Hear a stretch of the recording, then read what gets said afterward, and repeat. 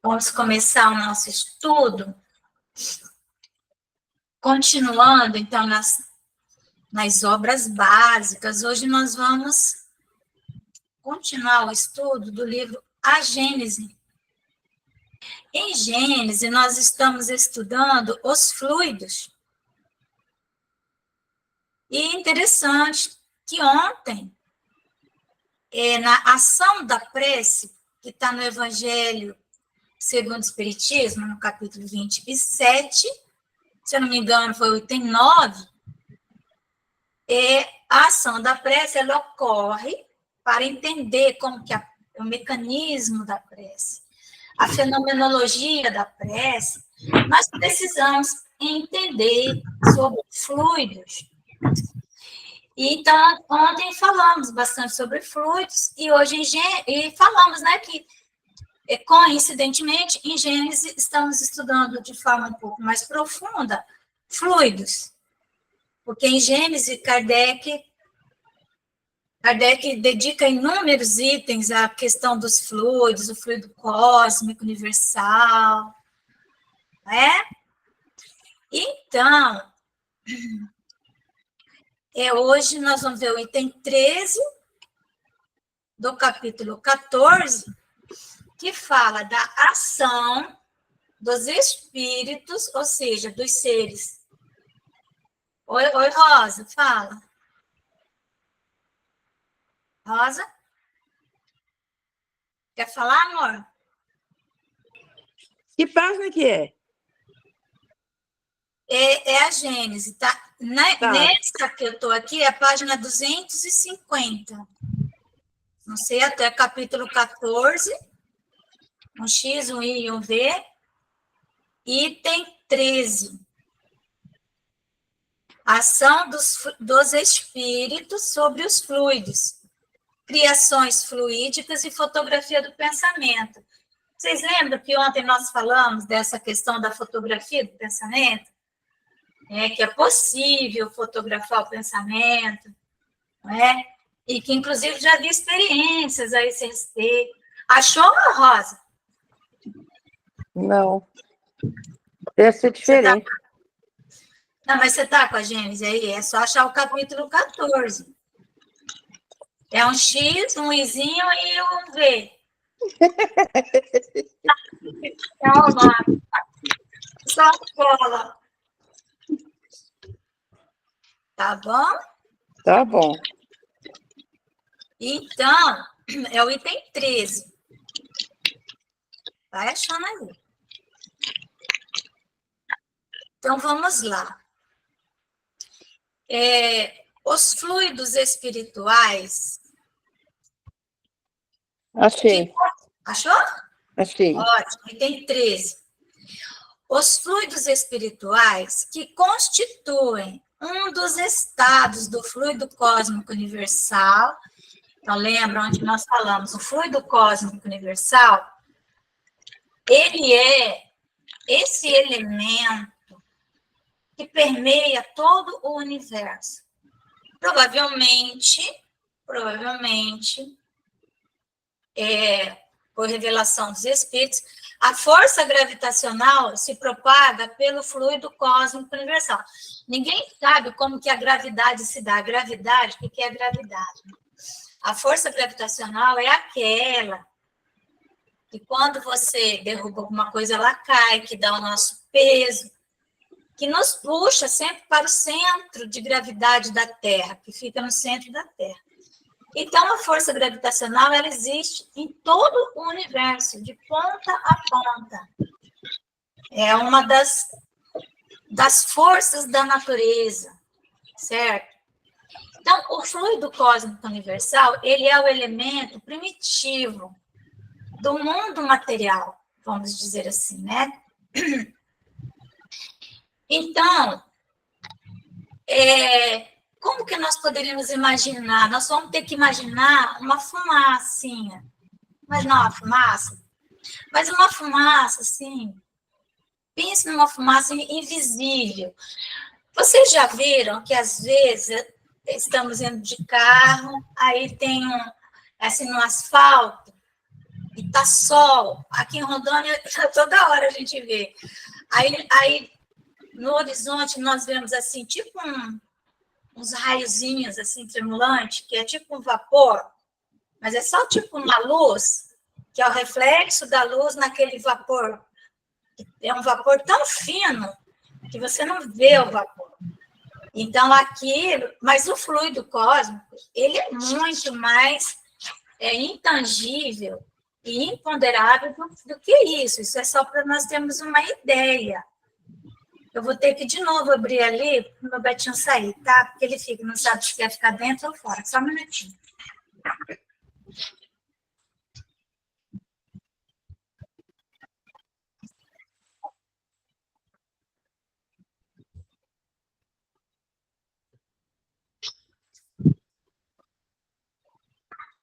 Pronto.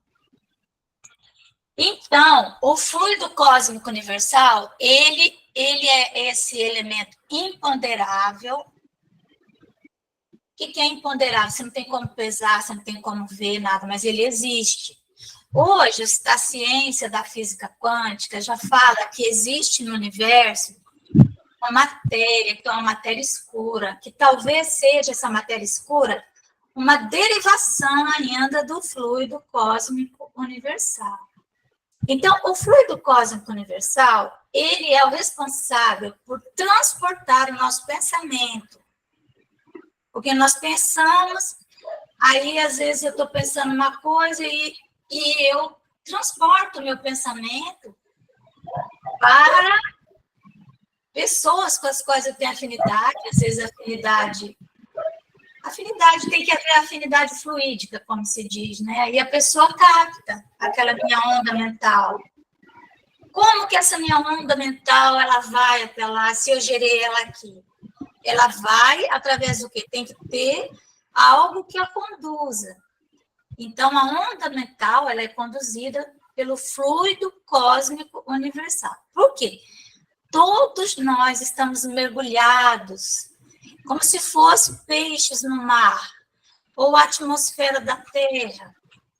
Então, por isso nós estamos conectados e ligados todos uns aos outros. Esse fluido cósmico seria o hálito de Deus, vamos dizer assim, né? É um caldo de uma sopa, entendeu? É o amor de Deus, nós estamos mergulhados nesse amor. E aí, então, como que os desencarnados atuam sobre esse fluido? Esse fluido, nós já estudamos, né? Nós estamos no item 13, já estudamos 12 itens antes disso, né? Estamos só aquele relembrando.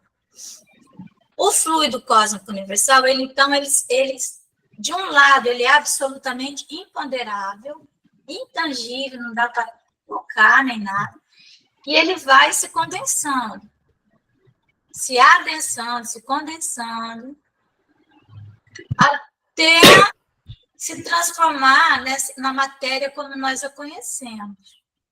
Entendeu? Uma matéria mais sutil, e ela vai ficando mais densa, e assim vai. Então, nós vamos tendo as várias dimensões da matéria. E como é que os desencarnados, os espíritos, atuam sobre esse fluido? Então, os fluidos espirituais, quando fala espiritual, o que nós vamos entender? É esse fluido que ele é matéria, mas é uma matéria muito mais sutil do que essa que está condensada aqui na nossa dimensão, na terceira dimensão. Então, na dimensão espiritual, esse fluido ele é mais sutil, então nós não vamos enxergar, por isso que o mundo espiritual é invisível aos nossos olhos. Porém, lá no mundo espiritual, aquilo é uma matéria tangível, tanto que o André Luiz fala isso para nós, tem casa, tem carro, tem planta, tem animais, tem água, tudo, não é? E é o quê? É uma matéria. Aí, veja, como é que os espíritos desencarnados vão atuar nesses fluidos que nós vamos chamar, então, de fluido espiritual. Mas ele é uma derivação do fluido cósmico universal, assim como o fluido magnético também é uma derivação do fluido universal, entendeu? Então, tudo que existe tem a mesma origem, certo? Igual o gelo. O gelo é uma derivação do quê? Da água.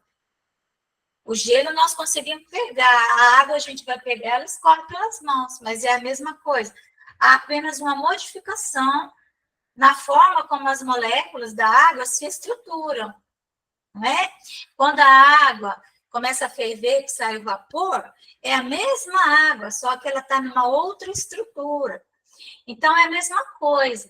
O fluido é universal. Ele vai, conforme ele vai se estruturando, ele vai ficando mais denso, menos denso.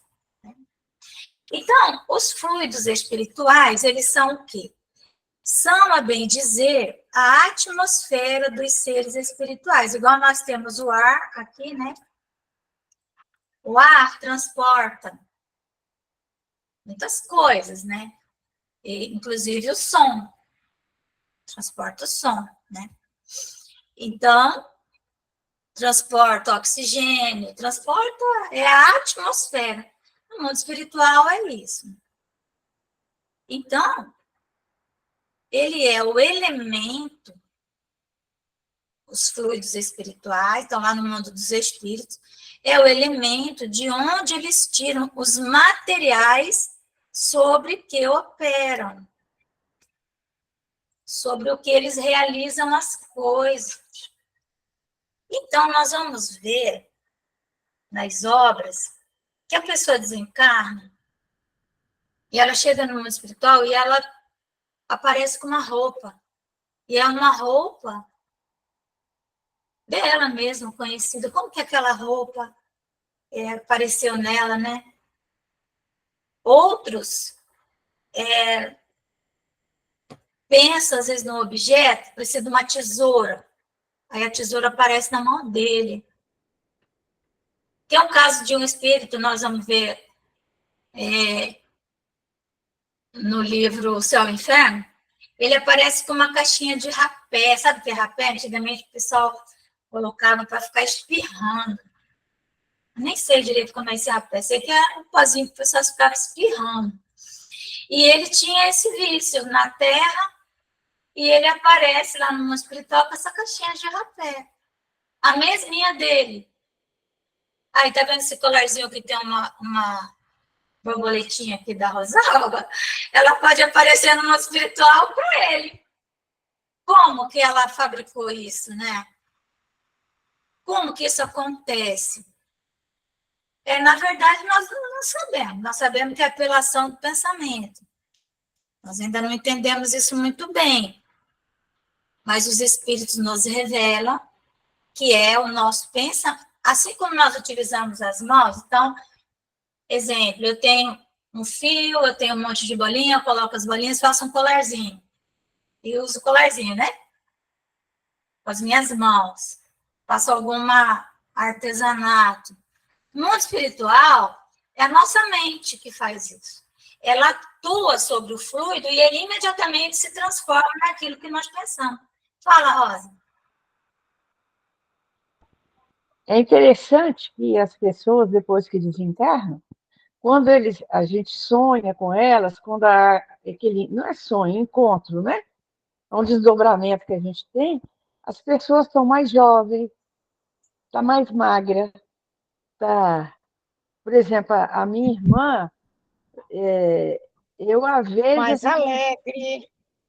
mais alegre, eu a vejo com uns 20 anos, com um vestidinho assim na cintura, rodado, e coisa que ela usava quando ela era adolescente, e ela aparece sempre para mim dessa forma. Né? Parece que a pessoa plasma aquele momento em que mais marcou, que é mais agradável para ela. Normalmente, todo mundo aparece mais jovem. Claro, Não é? né? Que ninguém nem nada, né, amiga? Ninguém Por quer que ficar velho. isso, né, gente? Porque, olha só, todo o nosso organismo, tanto material, corpo, quanto perispiritual, que é a matéria também, sofre influência do nosso pensamento. Conforme o tempo vai passando, nós vamos imprimindo no corpo, porque essa matéria do corpo, ela é plástica. Ela não é tão plástica quanto o perispírito, mas ela é mutante, nós vamos imprimindo uma forma nela, vai sendo impresso na nossa aparência, as nossas dores, né? Os momentos difíceis pelos quais passamos, as nossas doenças. Então, às vezes, muito do nosso processo de envelhecimento tem a ver com a nossa mente. A mente atuando sobre o nosso organismo. E no mundo espiritual, isso é um processo muito mais forte.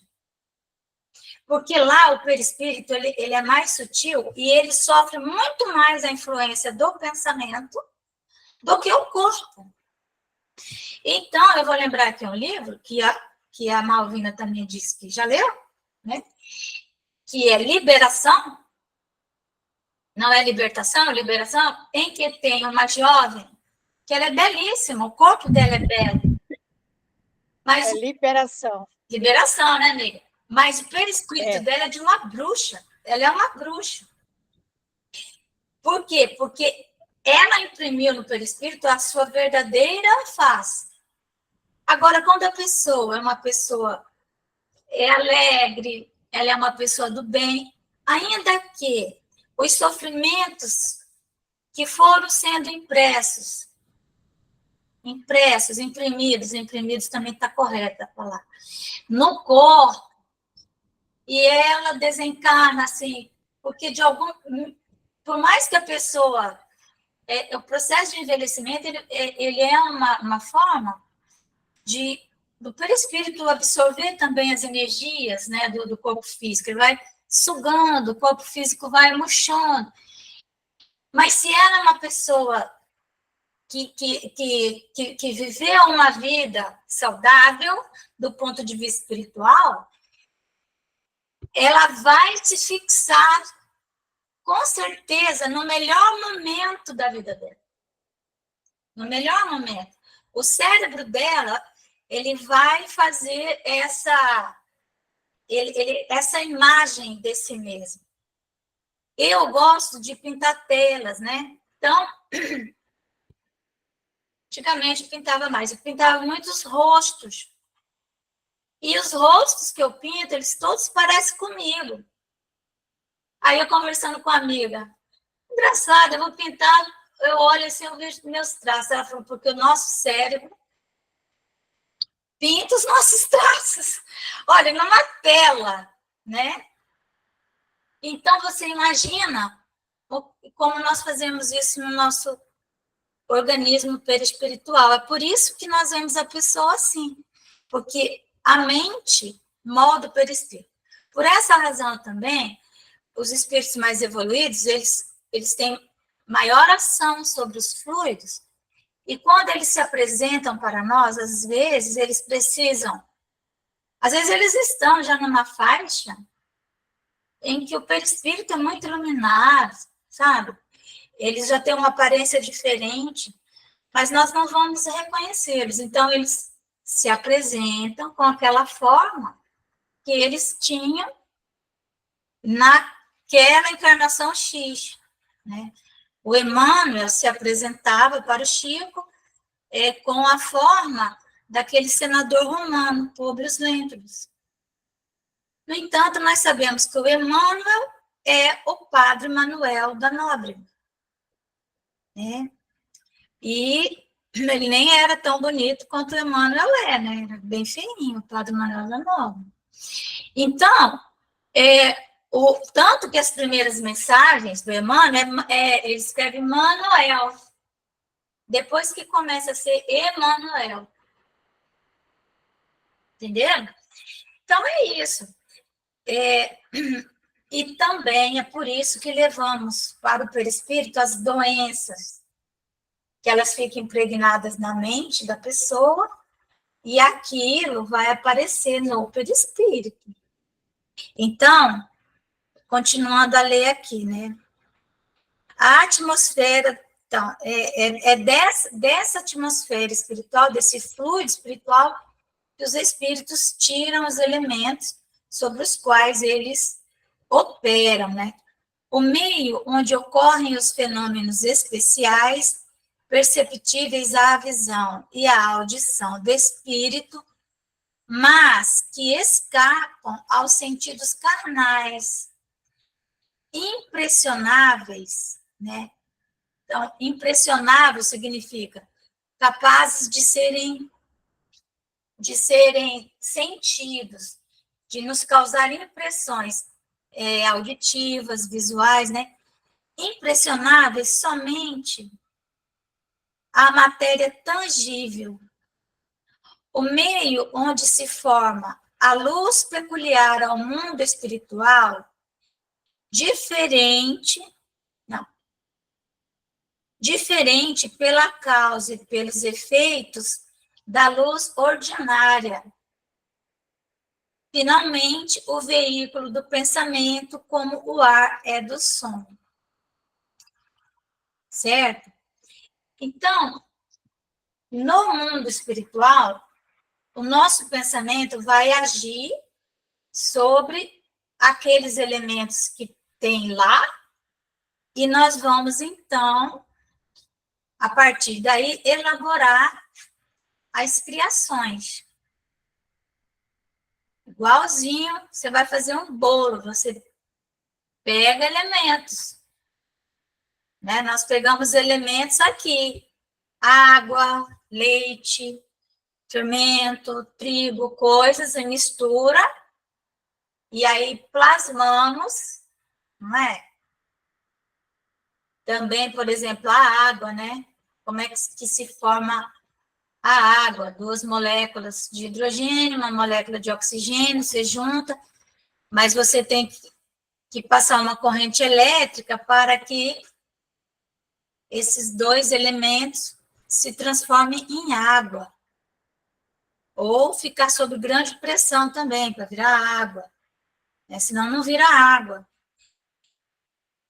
Os espíritos atuam sobre os fluidos espirituais, não manipulando-os como os homens manipulam os gases, mas empregando o pensamento e a vontade.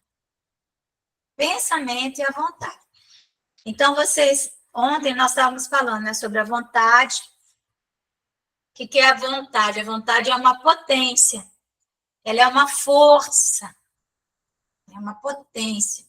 Como se fosse, vamos dizer assim, né?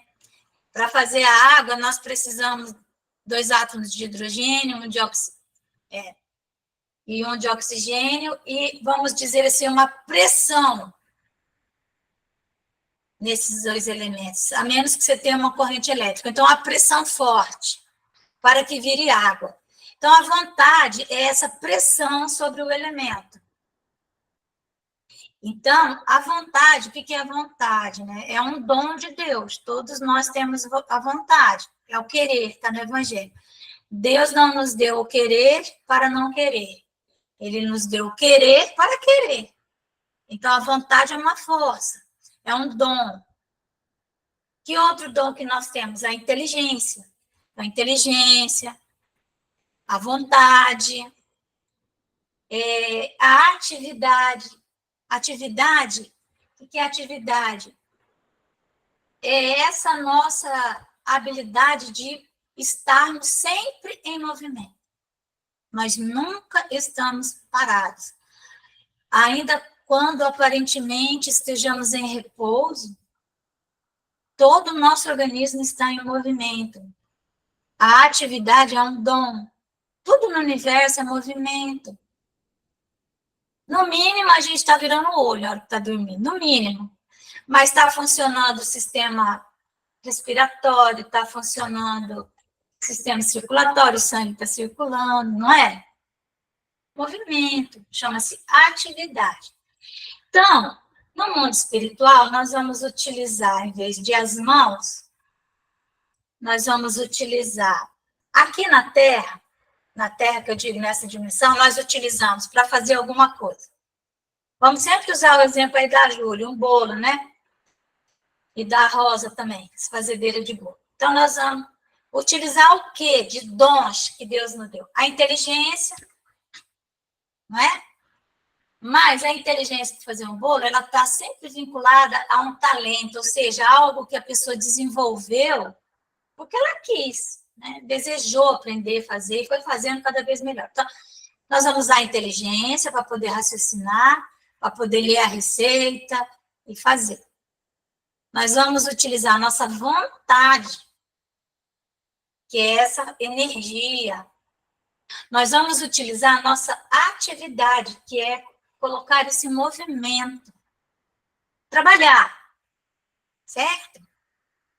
E aí, vamos fazer o bolo. Vamos precisar também, lógico, de outros elementos que estão fora de nós, porque nós podemos ter tudo isso e não ter os elementos fora de nós. Então, nós vamos usar o nosso pensamento para planejar o bolo antes.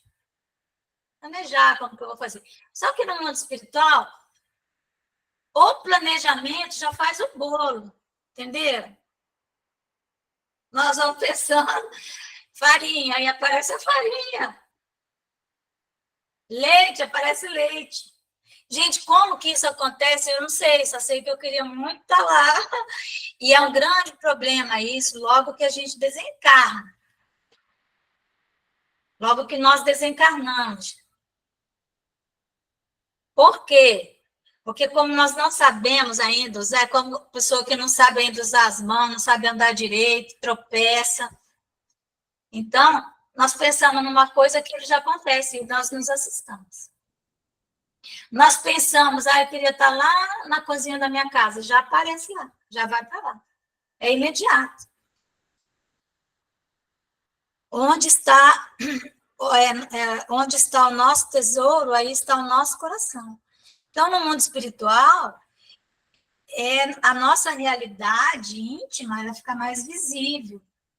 Porque aí nós vamos estar junto daquilo que verdadeiramente gostamos de fazer. Entenderam? Aqui a gente ainda finge, né? Dá umas fingidas. Agora, lá não.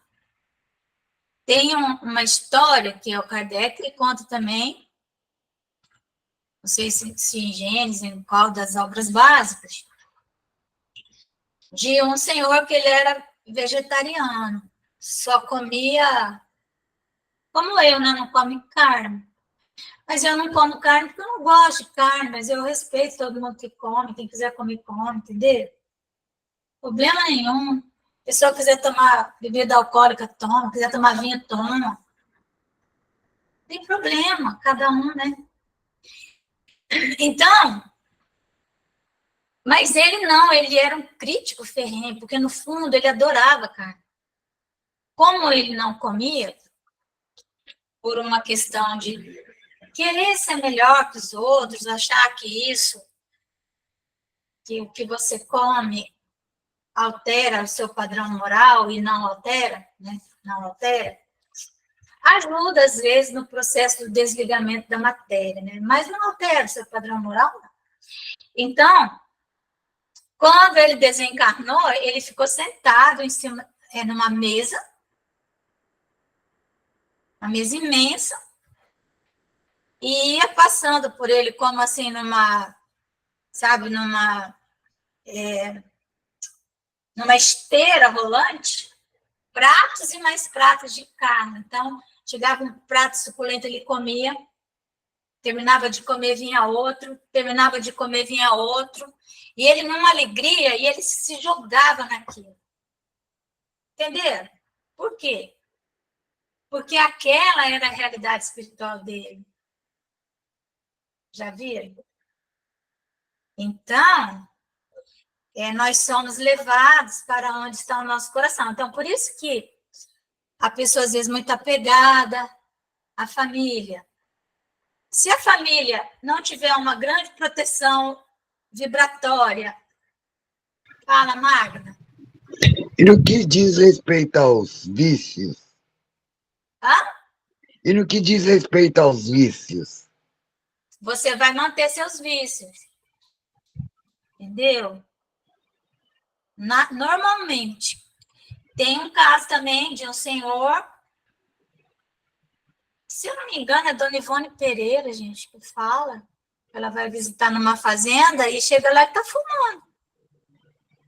Gente, vocês pensam que é diferente? Não é. Não é. Entenderam? Então, mas o maior problema nosso é o vício moral. Esse que é o problema. Tem muita gente que não bebe, que não fuma, que não nada. Gente, eu não bebo, eu não fumo, eu nada. Mas também, se eu beber, acho que eu caio morto, porque o meu estômago não aguenta nada, né? Vai saber se o meu estômago aguentasse? Entenderam? Então, a questão... A minha mãe bebia vinho muito, minha mãe é italiana. Entendeu? Aliás, era um problema, a mãe aqui em casa, com meus filhos, que eu tinha que ficar jogando fora os vinhos dela. Então, o vício, nós temos que nos libertar dele, porque não adianta você forçar uma barra, você reprimir, não vai adiantar. Você tem que se libertar. A pessoa, por exemplo, que fuma, tem o vício do cigarro, enquanto ela sonhar com cigarro, é porque que está fumando, é porque ela ainda não se libertou. Eu tenho um parente que até hoje ele sonha que está fumando. E faz mais de 30 anos que ele parou de fumar. Eu falei, então é porque o senhor ainda fuma. Entenderam? Claro que é melhor do que fumar o cigarro, porque vai trazer doença para o corpo. Mas ele ainda está fazendo algum tipo de compensação no cigarro. Então, os nossos vícios, eles são mecanismos de compensação de alguma dor, de alguma falta. Por isso que não adianta você só vou parar. Precisa de terapia, precisa de descobrir qual é, o que é que está me faltando, descobrir algo que você possa substituir. Quando a pessoa começa a parar de fumar, eu conheci uma que ela cortava a cenoura, sabe? Cenourinha, assim, na forma de um... Porque também tem o hábito, né? O hábito é o segundo homem. Gente, tem o hábito e tem o vício. A pessoa, ela tem o vício, vamos dizer assim, do cigarro, que é uma coisa, chega aquela hora, ela precisa fumar. E ela tem um hábito. Tenho uma amiga, né, ela não mora mais aqui, nós começávamos a conversar, antes de qualquer coisa ela tinha que acender um cigarro. E aquele era horrível para mim, né, porque eu ficava assim, né, tenho rinite. Aquilo é um hábito dela. Então, quando ela decidiu parar de fumar, ela então cortava a cenoura como se fosse um cigarro. E na hora que a gente ia conversar, ela pegava um pedacinho da cenoura para fingir que era um cigarro, ou seja, o hábito também. Então, primeiro, não é fácil, porque são condicionamentos. Malvina, fala. Eu fumei 19 anos, mas quando eu parei o cigarro, eu nunca mais tive vocação para fumar, não fiquei hábito nenhum, não fiquei com nenhuma moda diferente por cigarro. Porque você se libertou, né, amor? Eu abandonei mesmo. Você nem sonhava? Nunca sonhou que estava fumando? Nunca sonhei. Nunca sonhei com cigarro. Olha que maravilha, você se libertou. Eu me libertei. Aquilo que você estava compensando com cigarro, você nem sabe o que é, a gente não sabe, é inconsciente. Aquilo que você estava compensando com cigarro, aquela dor, sei lá, sabe, sei lá o quê, aquele trauma, ele foi ele foi curado. Às vezes os espíritos nos curam no mundo espiritual. Quando eu parei de fumar, eu fazia muita caminhada, sabe? Ah, Eu andava nesse Jaru aqui até. Eu morava na cidade nesse tempo. Eu ainda não tinha ido para a chácara. Mas eu andava. Toda hora que eu tinha oportunidade, eu ia caminhar. E acho que aquilo foi tirando a minha nicotina mais rápida. mas veja, a questão é, você se libertou, porque você não precisou mais compensar alguma coisa que você estava compensando, que nem sonhar, você não sonhou, entendeu? Então, é um processo, né? Tem pessoas que elas, tipo, você fala, despertei, eu acordei, não quis mais. Mas algo aconteceu, ela não sabe o que foi. Eu tenho um amigo médico, Alberto Almeida, ele é palestrante espírita, médico, terapeuta, transpessoal, psiquiatra, mora em Belém. Depois vocês colocam lá no YouTube, Alberto Almeida, a Malvina conhece, ele veio muito em Rondônia. Alberto Almeida, Né? Nosso queridinho, maravilhoso. Então, o Alberto Almeida, ele é mestre, né? E master, né? Quer dizer, o alto grau lá de neurolinguística. A neurolinguística, ela tem uma parte que é uma hipnose. E ele, então, ele faz hipnose para as pessoas, para descobrir o que é que a pessoa está compensando com o vício X, e ele trata com hipnose. E ele tem tido muito sucesso. Por exemplo, medo, né? Tem pessoa que tem fobia de determinados animais, cobra, aranha e tal, e ele cura a fobia. Então, essas coisas são marcas que estão no nosso cérebro, sabe? E é possível curar isso. É possível. Os espíritos, às vezes, nos ajudam, né? A gente, quando eles veem que nós verdadeiramente queremos, estamos nessa caminhada, eles vão nos ajudando. Mas se nós desencarnarmos ainda com o vício, nós vamos continuar. Não é? Não tem os espíritos os obsessores, né? Viciado, por exemplo, na bebida.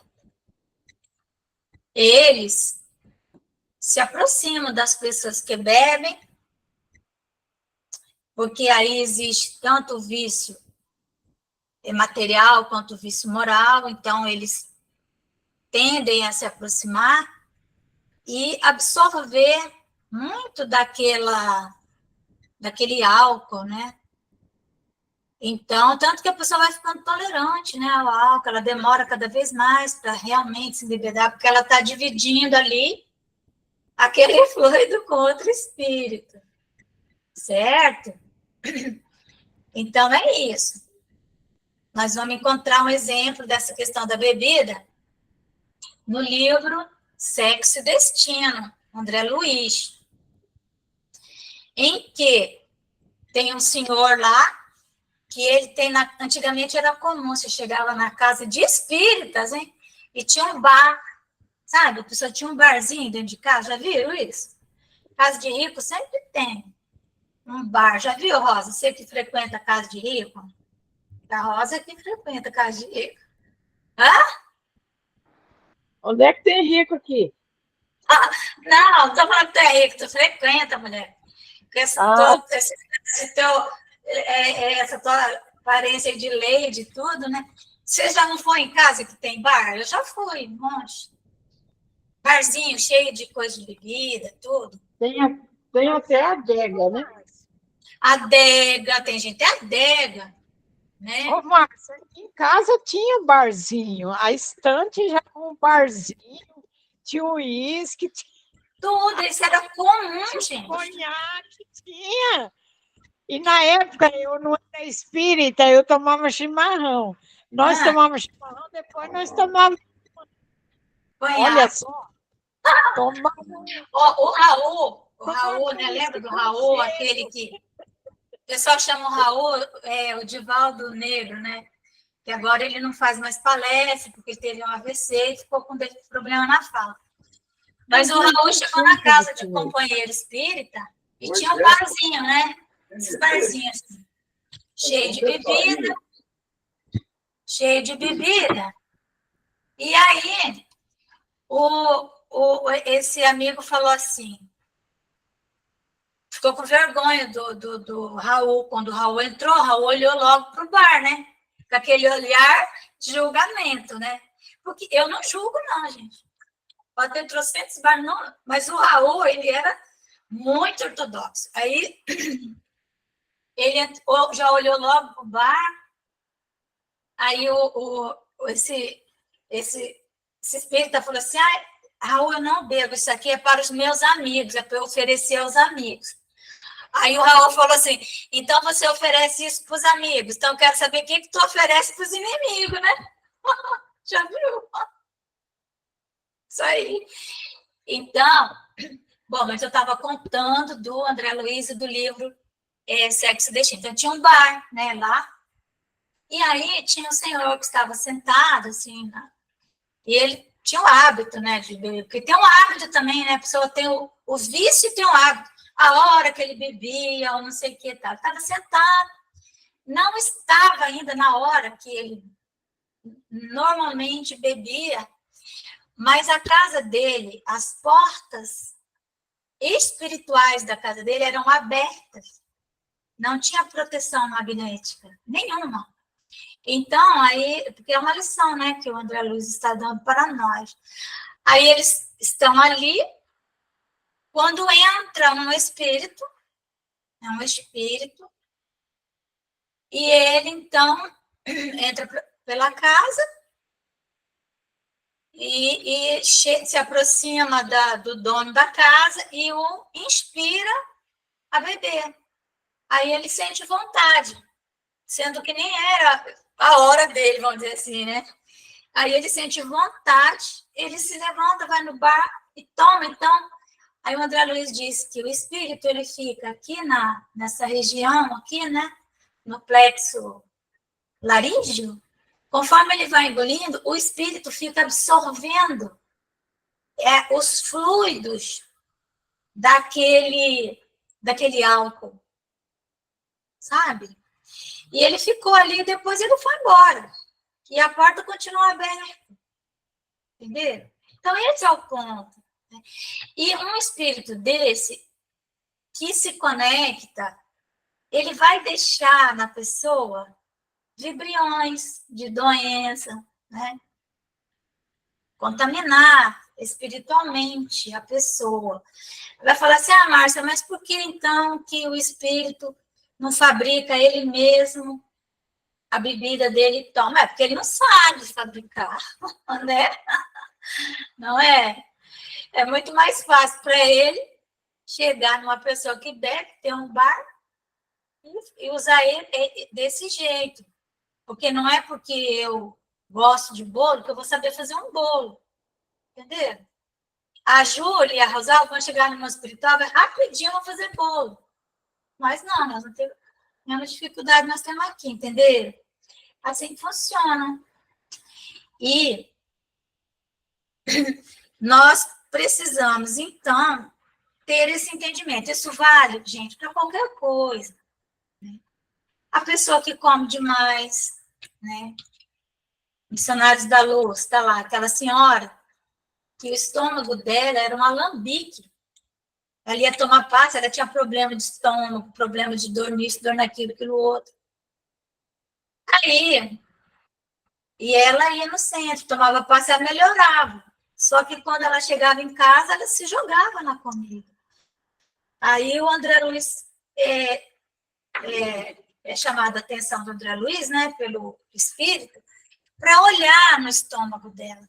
O estômago dela parecia um alambique, fermentando aquele monte de comida, carne, tempero, vinagre, um monte de coiseira ali, e nadando naqueles fluidos, vibriões vorazes, Quer dizer, todos aqueles vibriões, eles estavam no perispírito e eles iriam, em algum momento, se transformar em doença, em úlcera, em câncer, sabe-se lá o quê. Um vício. E então, como que nós vamos modificando isso em nós? Primeiro, nos esclarecendo. Porque às vezes nós vamos no centro espírita, a pessoa fala assim, mas você tem que ter força de vontade, você tem... Não, a vontade, ela já é em si uma força. Ela é uma força. Mas ela depende de inúmeros outros elementos para funcionar. Certo? Senão ela vai funcionar na direção contrária. Muitas vezes a nossa vontade, ela está atuando para nos proteger de algum trauma. Às vezes a pessoa, para não ficar louca, ela fuma, ela bebe, para não ficar louca. E aí? Se você tirar o cigarro e a bebida dela sem resolver o problema, aí como é que vai ser? Não é? Não tem aquelas crises de abstinência, essas coisas. Então é mais complexo. Por isso nós temos que estudar o espiritismo, nós temos que ler as obras. O espiritismo, raiz, lá na obra. Para não ficarmos mandando as pessoas, nos nossos diálogos fraternos, fazer aquilo que elas não vão dar conta de fazer. E se elas fizerem, elas vão ter um problema maior ainda. Sabia? Tem um problema maior. Porque, às vezes, o dialogador espírita está cheio de preconceito. Ele é um católico daqueles ferrenhos, dominicano, reencarnado. Porque o espiritismo, ele, 1857. Nós estamos em 2024. Quantas encarnações de espírita nós tivemos? Provavelmente essa é a primeira. Nós éramos o quê? Católicos. A maioria de nós, não éramos? Porque era a religião que tinha. Então, nós temos condicionamentos, assim como nós temos condicionamentos para o vício físico, assim nós temos condicionamentos de julgamento. O católico, ele julga demais. Minha culpa é tão grande culpa. Então, isso é uma coisa terrível. Porque a culpa faz parte. E aí, às vezes, um dialogador, às vezes uma pessoa que está atendendo a outra no centro espírita, ela transfere as crenças que ela tem no seu condicionamento para o outro. E julga. Ela julga. Às vezes julga a forma que a pessoa se veste. Isso é que julga. Não é? Fala, nossa, mas você vem no centro espírita tão bonita, toda arrumada. Né? Não tem gente que faz esse julgamento? Às vezes não fala, mas fica pensando, pensa que você tem que ir para o centro espírita acabada. E não é assim. Não é assim. Esse julgamento é um julgamento que ela faz dela mesma. Ela está falando dela. Você está falando da sua inveja, do seu ciúme. É disso que ela está falando. Então, quando nós vamos fazer algum atendimento, alguma conversa, algum diálogo, nós temos que respeitar profundamente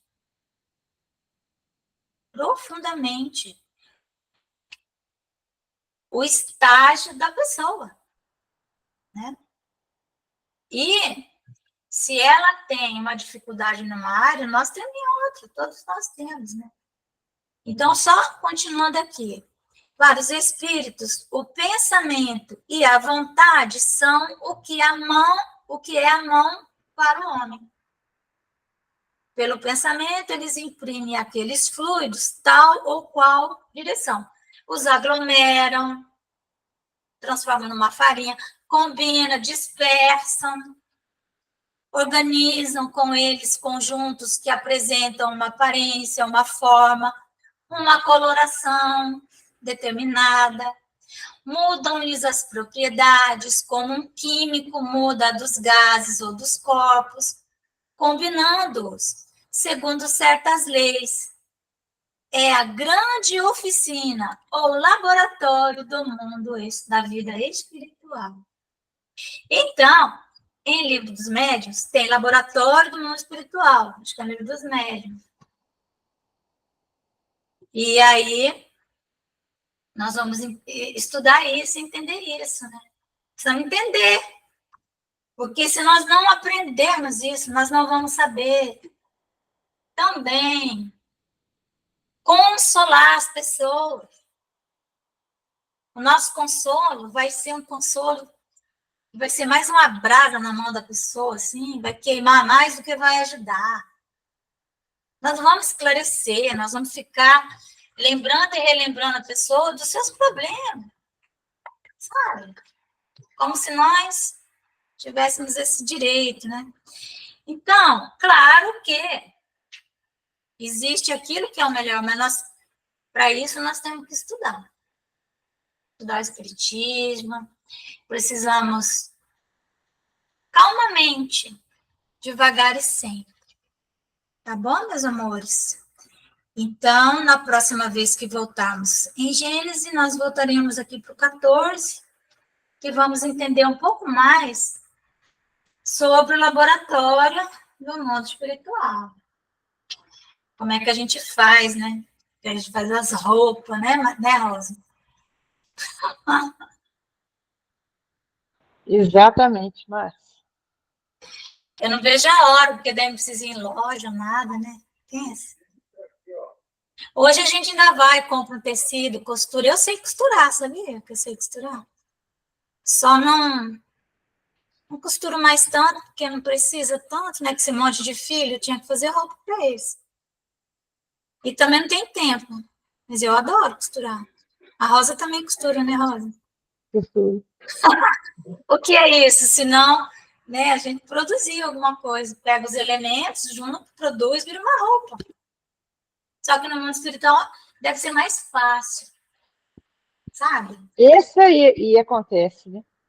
É igual no Harry Potter, né? A varinha de condão, né? Como que funciona? Deve ser bem legal.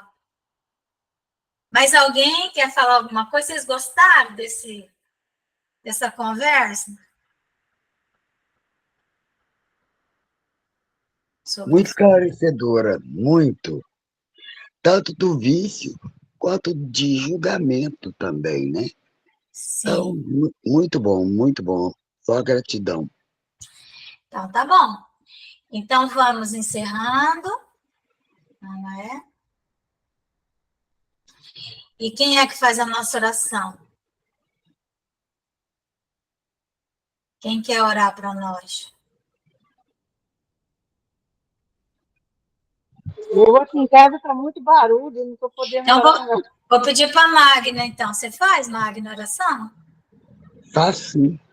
Então tá. Senhor Jesus, nós agradecemos pelo dia de hoje, por termos conseguido aprender mais, por termos vivido situações que nos fizeram aprender também. Agradecemos pelos nossos filhos, pelos nossos amigos, pelos animais, quem tem. Agradecemos pela vida, pelo aprendizado, pela consciência do aprendizado. Pedimos a Deus que abençoe as nossas filhas, os nossos filhos, né? Os nossos netos, e também os nossos animais, quem os tem. Pedimos que fique sempre conosco, para que possamos a cada dia aprender mais e mais da vossa palavra, aprender e praticar, que são duas coisas importantes na nossa vida.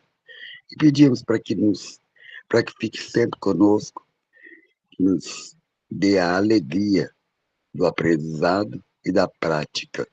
Que assim seja.